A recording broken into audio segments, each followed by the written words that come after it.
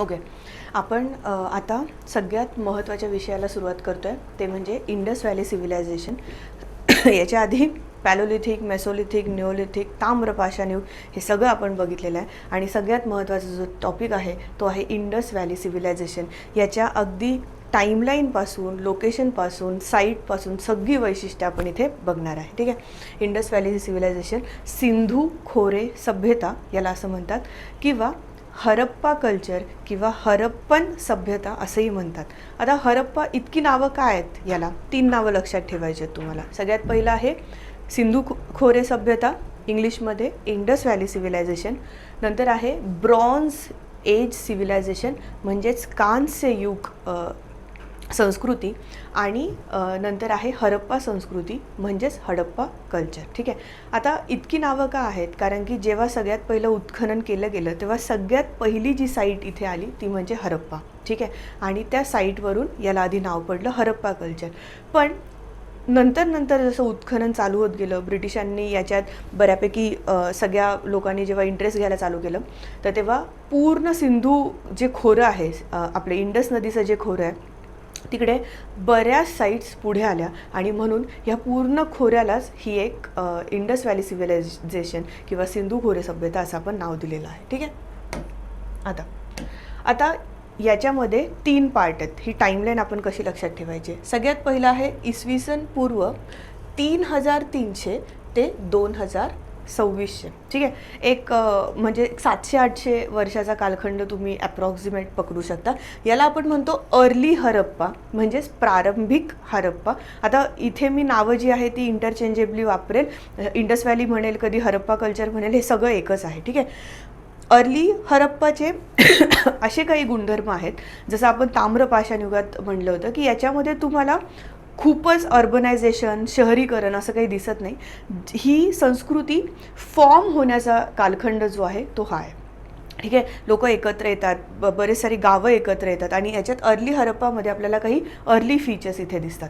आता जे सगळे लोक म्हणतात की जे मेजर याच्यातलं आहे ते म्हणजे मॅच्युअर हरप्पा. असं म्हणतात की जगात जे पण काही आहे ते सगळ्यात पहिलं हरप्पन लोकांनी आधी केलेलं आहे. ठीक आहे. तर जितके पण अर्बनायझेशनचे फीचर्स आहेत किंवा तुमचे जे आपण सिटीज आपण बघणार आहे, कन्स्ट्रक्शन मोठे मोठे आपण बघणार आहे, सगळं बघणार आहे, तर ते सगळे जे फीचर आहेत ते मॅच्युअर हरप्पाचा पार्ट आहे, जिचा कालखंड 2600, 2600 ते 1800 ह्या एक 700-800 वर्षामध्ये हा येतो. ठीक आहे. हा अर्ली हरप्पा 3300 किंवा रफली 3500, म्हणजे 3500 चालू करायचं ते 2600 तुमचा अर्ली हरप्पा, ज्याच्यामध्ये इंडस व्हॅली सिव्हिलायझेशनचं फॉर्मेशन होत असतं. आणि पुढे जे आहे ते मॅच्युअर हरप्पा. आणि याच्यानंतर जे पुढे येईल ते म्हणजे लेट हरप्पा. ठीक आहे. मराठी ट्रान्सलेशनमध्ये नंतरचं लेट हरप्पा, म्हणजे ह्याच्यामध्ये तुम्हाला डिक्लायनिंगचे फीचर्स दिसतात. म्हणजे इथे कुठेतरी हरप्पा संस्कृतीचा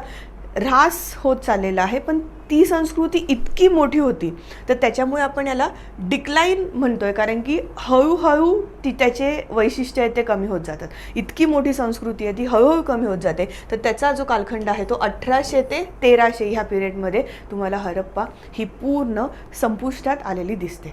तर हे खूप महत्त्वाचं आहे. अर्ली हरप्पा, मॅच्युअर हरप्पा आणि लेटर हरप्पा. प्रारंभिक Indus Valley Civilization, mature Sindhu संस्कृती, आणि लेटर म्हणजे नंतरची सिंधू संस्कृती. ठीक आहे. थोडासा मॅप इतकं तुम्हाला विजिबल नसेल, पण आपण फक्त तुम्हाला लोकेशन बघायचं आहे की हिचं फॉर्मेशन कसं चालू झालं. ठीक आहे.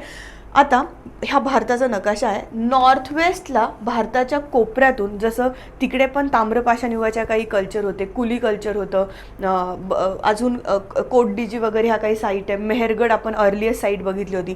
तर तिकडचे लोक जे राहत होते, तर तिथून हे एक अर्ली हरप्पाचे एव्हिडन्सेस आपल्याला नॉर्थ वेस्टला दिसतात.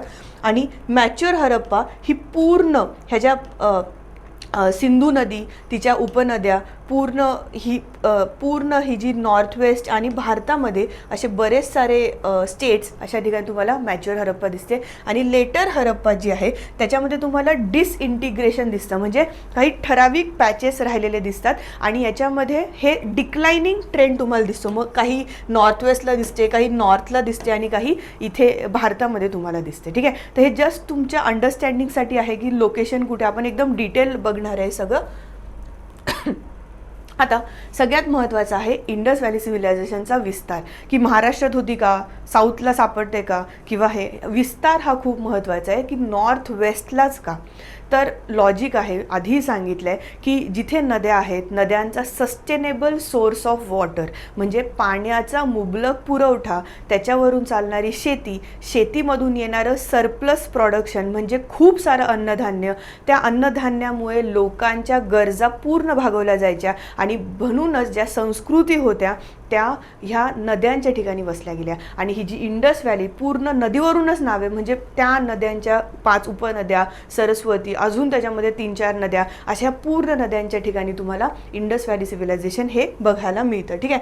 तर आत्ताचं जर आपण लोकेशन ट्रेस केलं, आत्ता तुम्हाला कोणकोणत्या देशांमध्ये, कोणकोणत्या भारतातल्या कोणकोणत्या स्टेटमध्ये तुम्हाला इंडस व्हॅली सिव्हिलायझेशन आढळतं, तर ते आपण बघूया. पाकिस्तान इराण सीमेवर पश्चिमेपासून हे चालू होते.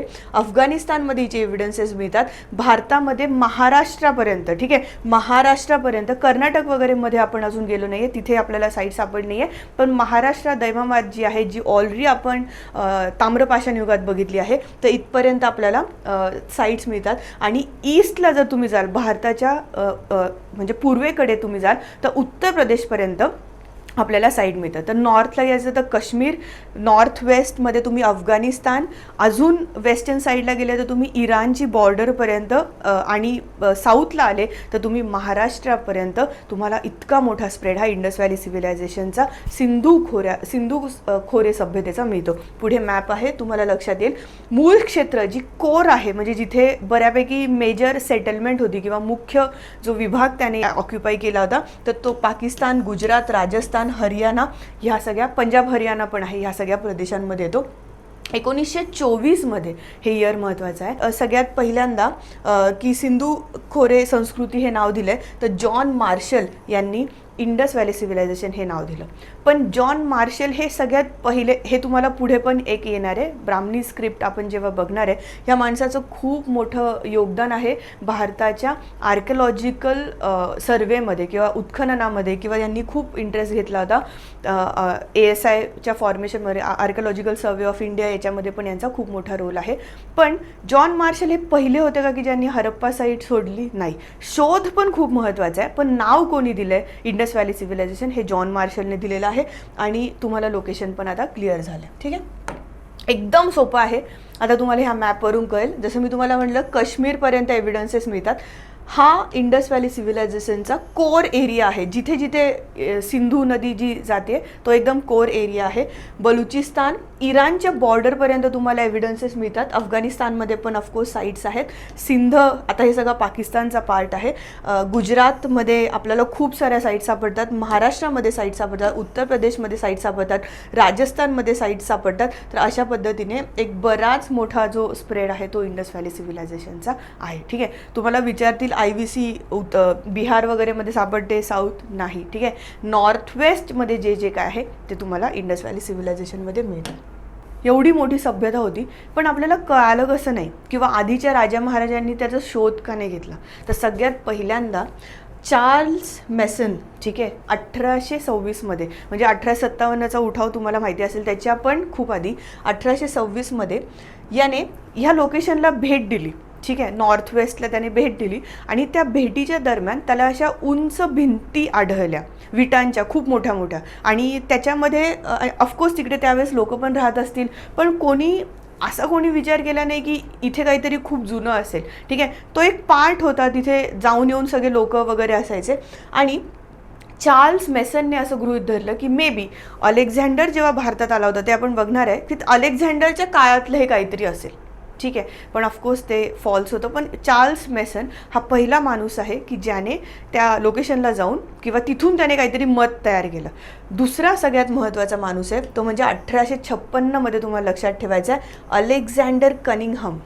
ठीक आहे, अलेक्झांडर कनिंगहम ह्या माणसाने ॲक्च्युअल हरप्पा जी आहे, म्हणजे तिथे एक ट्रेनचं बांधकाम चालू होतं, कराची ते लाहोर ह्या रेल्वेचं बांधकाम चालू. तुम्हाला माहिती आहे आपली सगळ्यात पहिली ट्रेन कधी आली? तर ह्याच पिरियडमध्ये, म्हणजे 1853ला तुम्हाला ते सगळं रेल्वेची डेव्हलपमेंट ही बघायला मिळेल. आणि त्याच्यानंतर 1856ला जेव्हा आपण नॉर्थ वेस्टला डेव्हलपमेंट चालू केली, ट्रेनची डेव्हलपमेंट चालू होती, तर त्या बांधकामाच्या दरम्यान याला एक स्थळ सापडलं आणि तिथे त्याला बरेच सारे असे सील्स भेटले, म्हणजे अशा छोट्या छोट्या वस्तू भेटल्या, खूप साऱ्या वस्तू भेटल्या आणि त्याला असं जाणवलं की ही संस्कृती अलेक्झांडर दी ग्रेट ज्याने आक्रमण केलं होतं त्याच्या पण जुनी आहे. यांचं नाव सेम आहे, तर तुम्ही तेवढं थोडंसं लक्ष. हा अलेक्झांडर कनिंघम आहे. मी ज्या अलेक्झांडरबद्दल बोलते 326 बिफोर कॉमन एराला भारतावर ज्याने आक्रमण केलं होतं त्यांच्याबद्दल बोलते, ठीक आहे. तर ही संस्कृती खूप जुनी आहे आणि याच्यानंतर मग याने यांच्या पद्धतीने शोध चालू ठेवले आणि बरेच सारे तिथून सील जे आहेत ते आपण बघूया, बरीच साऱ्या गोष्टी ह्या तिथून जमा केल्या आणि त्याचा शोध चालू केला.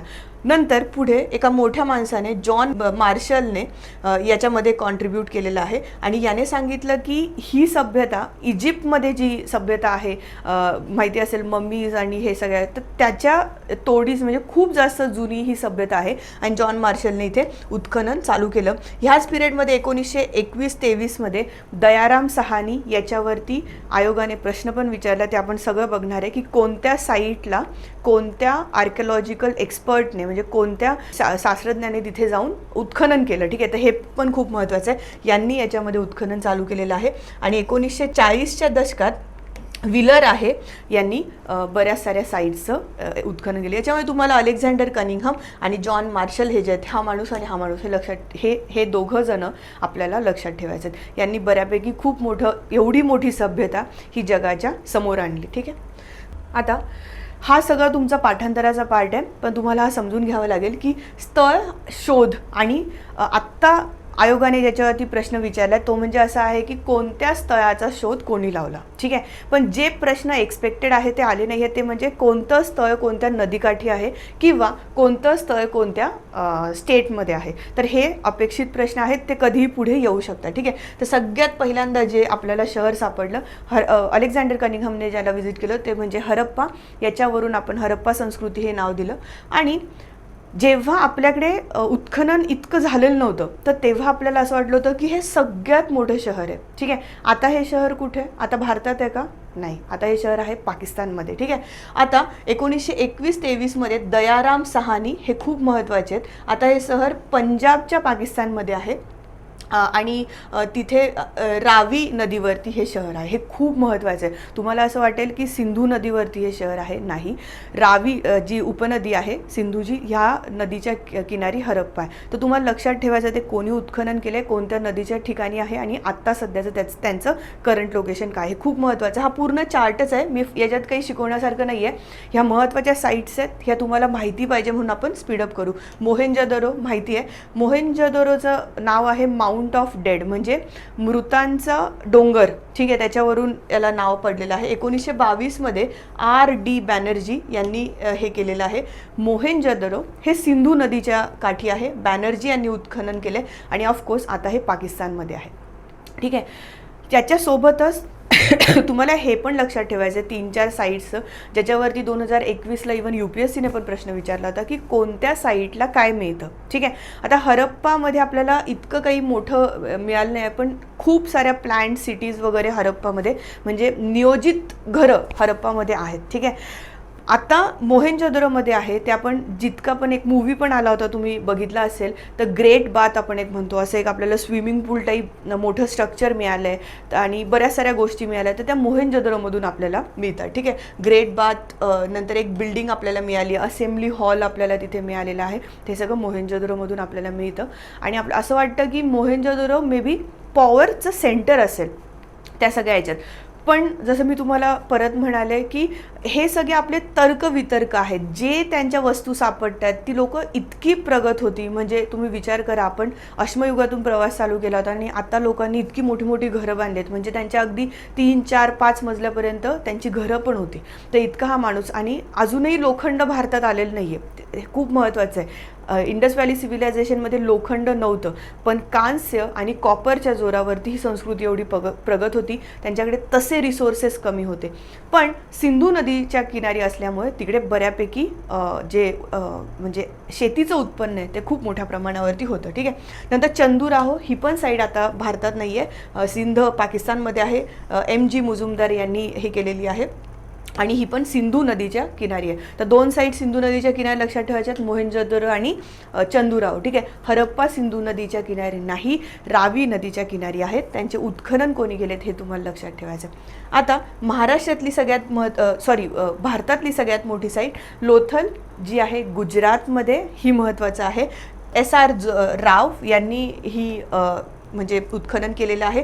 भोगवा नदीच्या किनारी ही आहे. ठीक आहे. आता लोथल आणि आपली पुढे अजून एक साईड आहे, त्याच्यामध्ये कन्फ्युजन होतं. तर लोथल भोगवा नदीच्या किनारी गुजरातमध्ये तुम्ही लक्षात ठेवा, आणि जी SR राव यांनी 1954मध्ये इथे उत्खनन करायला चालू केलं. ठीक आहे. हा चार्ट जेव्हा तुम्हाला नोट्स मिळतील तेव्हा वाचून घ्या. नंतर कालीबंगन, काळ्या बांगड्या याच्यावरून हे नाव ठेवलेलं आहे. तर ही पण साईट एकदम महत्त्वाची आहे. राजस्थानमध्ये ही साईट आहे. BB लाल यांनी 1961मध्ये ह्या साईटला हे केले. कालीबंगन ही साईट घग्गर नदीच्या किनारी आहे. ही पण इंडस नदीच्या याच्यावरती नाही, घग्गर नदी. ठीक आहे. राजस्थानमध्ये ही आहे. याच्यामध्ये सगळ्यात महत्त्वाचं एक फीचर लक्षात ठेवायचं आहे की इथे काही अग्निकुंड सापडलेत. अग्निकुंड म्हणजे आपण जसं आता होम हवन करतो, तर असे काही तिथे स्ट्रक्चर सापडले की ज्याच्यामध्ये ते लोक मे बी अग्नीचं असं काहीतरी पूजा अर्चा असं करत असतील असं आपल्याला कळतं. इंग्लिशमध्ये त्याला फायर अल्टर्स असं म्हणतात, पण आपण अग्निकुंड टाईपमध्ये असं काहीतरी लक्षात ठेवू. धोलावीरा आणि लोथलमध्ये एक कन्फ्युजन होतं. तर लोथल, जसं मी तुम्हाला आधी पण सांगितलं, लोथल ही जी साईट आहे ती भोगवा नदीच्या किनारी आहे, गुजरातमध्ये आहे. आणि ही पण जी साईट आहे धोलावीरा ही जी आहे ही पण गुजरातमध्ये आहे, कच्छ याच्यामध्ये, पण ही लुनी नदीच्या किनारी आहे. JP जोशी यांनी लोथलला उत्खनन केलं आहे. लोथलचं सगळ्यात महत्त्वाचं फीचर म्हणजे इथे डॉकयार्ड सापडले. डॉकयार्ड म्हणजे आत्ताचं तुम्ही म्हणू शकता की एक पोर्ट, म्हणजे तिथून पूर्ण आंतरराष्ट्रीय व्यापार व्हायचा, आणि खूप विटांचं व्यवस्थित बांधलेलं तिथे डॉकयार्ड सापडलेलं आहे. ते आपण बघूया पुढे. सगळ्या गोष्टी डिटेलमध्ये आहेत. सुरकोतडा ही पण खूप महत्त्वाची साईट आहे. गुजरातच्या एकदम किनाऱ्यावरती ही साईट आहे. JP जोशीने हे केलं आहे. आणि साबरमती आणि भोगवा नद्यांच्या मध्ये आहे. ही कोणत्या नदीवरती वसलेली नाही आहे. ठीक आहे. त्याच्यानंतर तुम्हाला हे माहिती असेल, आणि जे आता लोक नवीन प्रिपेअर करतात त्यांना माहिती नसेल, त्याच्यामुळे आपण एकदम डिटेल घेतोय सगळं. पण इंडस व्हॅली सिव्हिलायझेशनमध्ये घोडा नव्हता. ठीक आहे. जसे भारतामध्ये आर्यन्स येतात तसे तुम्हाला घोड्याचे अवशेष खूप मोठ्या प्रमाणात बघायला मिळतात. पण इंडस व्हॅली सिव्हिलायझेशनमध्ये घोडा होता की नाही याच्याबद्दल डाऊट आहे. नव्हताच, म्हणजे जर असते तर खूप सारे अवशेष आपल्याला बऱ्याच प्राण्यांचे मिळालेले आहेत. ते आपण बघणार आहे. पण ही जी सुरकोतडा साईट आहे, इथे घोड्याचा सारखा दिसणारा एक ॲनिमल अशा अवशेष मिळालेत. पण ही फक्त एकमेव साईट आहे अशी. त्याच्यामुळे आपण निष्कर्ष नाही काढू शकत की ती लोक म्हणजे घोड्याचा वापर करत होते. पण ह्या साईटचं एक वैशिष्ट्य म्हणून फक्त तुम्हाला लक्षात ठेवायचं आहे. बनवली ही पण एक खूप महत्त्वाची साईट आहे. सरस्वती नदीच्या किनारी ही खूप महत्त्वाची साईट आहे. 1973मध्ये RS बिष्ट BB वरून बनवली. तुम्ही इथे लक्षात ठेवा. तुम्हाला जर सगळ्याचे सायंटिस्ट म्हणजे सगळ्याचे जे आर्किओलॉजिस्ट आहेत ते जर तुम्हाला लक्षात ठेवलं जमत नसेल तर कोणतेही 5 लक्षात ठेवा. जोड्या लावायलाच प्रश्न येतो. खूप रेअरली असं येईल की तुम्हाला कोणती साईट देतील. म्हणजे हरप्पाचं तुम्हाला माहिती पाहिजे की सर दयाराम सहानी हे त्यांचे आर्किओलॉजिस्ट होते. ठीक आहे. नाहीतर खूप कमी याच्यामुळे तुम्हाला हे करते, नाहीतर जोड्या लावायला मेजरली हे सगळं येऊ शकतं. ठीक आहे. आता हा एक मॅप आहे, ज्या मी तुम्हाला साईट्स सांगितल्या ह्या थोड्या क्लॅरिटीने दिसतील म्हणून एक मॅप आहे. पुढे असंख्य मॅप तुम्हाला येणार आहे तुमच्या स्टेट बोर्ड, आणि याच्यामध्ये पण बरेच सारे मॅप दिलेले आहेत. इथे तुम्ही बघू शकता. सुक्तेंदोर आहे, देसालपूर इथे आहे, धोलावीरा इथे आहे, सुरकोतडा इथे आहे, आपण गुजरातमध्ये बघितली, नागेश्वर आहे, लोथल आहे. तर मी सांगितलं की ते आपण पुढे अजून डिटेलमध्ये बघणार आहे की लोथलवरून कसा अरेबियन सीमध्ये अरबी समुद्रामध्ये व्यापार होत होता. ठीक आहे. रंगपूर ही एक साईट फेमस आहे. महाराष्ट्रात इकडे खाली दैमाबाद खाली आहे. ठीक आहे. ही साईट पण महत्त्वाची आहे. आता ह्या तुम्ही इकडच्या साईट बघितल्या गुजरातच्या ज्या पण आहेत त्या. ठीक आहे. आता राजस्थान आणि इकडे तुम्ही कोटडिजी इथे ही पाकिस्तानमध्ये गेली, मोहेंजोदरो पाकिस्तानमध्ये, मेहरगढ इथे आहे, हरप्पा तुम्ही बघाल तर वरती आहे. आता तुम्हाला मे बी असं होऊ शकतं की सिक्वेन्स विचारू शकतात, नाही इतकं अवघड नाही जाणार, पण मी जसं म्हणलं की ज्या पद्धतीने GSची डेप्थ वाढते तर आपल्याला सगळ्यासाठी रेडी राहायचं. तर तुम्हाला डिरेक्शन बघून घ्यायचे आहेत की हरप्पा ही सगळ्यात वरती आहे, त्याच्यानंतर कालीबंगन खाली आहे, कोटडीजी मोहेंजोदरो ह्या ऑलमोस्ट सेम आहे, आणि मग देसालपूर, नागेश्वर, रंगपूर म्हणजे प्रॉमिनंट काही साईट घेतील आणि ते तुम्हाला नॉर्थ टू साऊथ विचारतील किंवा साऊथ टू नॉर्थ विचारतील, त्यांचा सिक्वेन्स. एकदा आयोगाने असंच म्हणजे ते जॉग्रफीचा पार्ट होता तो, पण काही याच्यामध्ये इंडस व्हॅली सिव्हिलायझेशन आता असं आहे की आपण बरंच डिटेल करायची आवश्यकता आहे, याच्यावरती बरेच प्रश्न येऊन गेलेले आहेत. ठीक आहे, तर हे सगळ्या गोष्टी, हे तुम्ही नद्या माहिती पाहिजे, झेलम, चिनाब, रावी, ह्या सगळ्या ऑफकोर्स आता पण तशाच आहे, फक्त याच्यामध्ये सरस्वती ही जी नदी तुम्हाला दिसते जी आता म्हणजे लुप्त झाली आहे, हिचं शोधकाम हरियाणा गव्हर्नमेंटने घेतलेलं आहे, तर ती आता फक्त नाही आहे, तर बाकी सगळ्या नद्या तिथे आहेत. ठीक आहे, हा तुमचा स्टेट बोर्डमधला मॅप आहे, तर तुम्हाला लक्षात असायला पाहिजेत कोणत्या कोणत्या साईट कुठे कुठे आहेत. देसलपूर, धोरावेरा हे सगळं आपण घेतलेलं आहे. ठीक आहे.